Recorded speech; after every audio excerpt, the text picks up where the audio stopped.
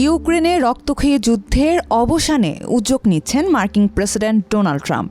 আগামী ১৯ মে রুশ president Vladimir পুতিনের সঙ্গে রক্তপাত বন্ধ করার চেষ্টা নিয়ে টেলিফোনে কথা বলবেন তিনি। সামাজিক যোগাযোগ মাধ্যম ট্রুথ সোশ্যালে দেওয়া এক পোস্টে ট্রাম্প বলেন, এই ফোন আলাপটি অনুষ্ঠিত হবে ১৯ মে স্থানীয় সময় সকাল ১০টায়।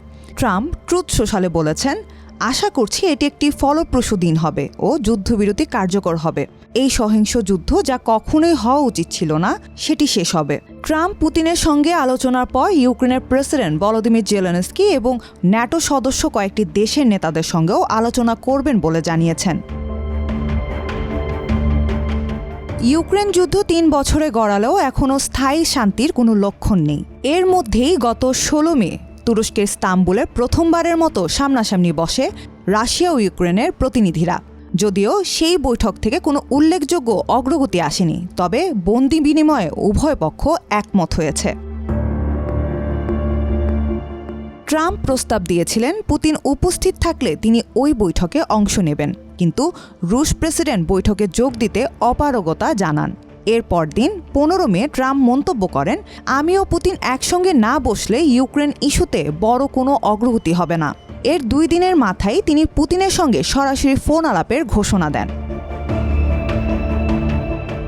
ক্রেমলিনের মুখপাত্র দিমিত্রি পেসকোভ রুশ সংবাদ সংস্থাগুলোর কাছে জানিয়েছেন, ১৯ মে ট্রাম্প ও পুতিনের মধ্যে একটি ফোন আলাপের প্রস্তুতি চলছে। বার্তা সংস্থা তাসকে তিনি বলেন, আলোচনার প্রস্তুতি চলছে। এর আগে একবার ২ নেতার মধ্যে ফোনে কথা হয়েছিল, তবে এটি আরও গুরুত্ববহ বলে বিবেচিত হচ্ছে। যুদ্ধক্ষেত্রে অচলাবস্থা এবং শান্তি আলোচনা ব্যর্থতার প্রেক্ষিতে ট্রাম্পের এই উদ্যোগ আন্তর্জাতিক মহলে কৌতূহল সৃষ্টি করেছে। বিশেষজ্ঞদের মতে এই ফোন আলাপ যদি বাস্তব ফল বয়ে আনে, তাহলে সেটি শুধু ইউক্রেন রাশিয়া যুদ্ধেই নয়, বিশ্ব রাজনীতিতে ট্রাম্পের অবস্থান পুনঃপ্রতিষ্ঠার ক্ষেত্রেও বড় প্রভাব ফেলতে পারে।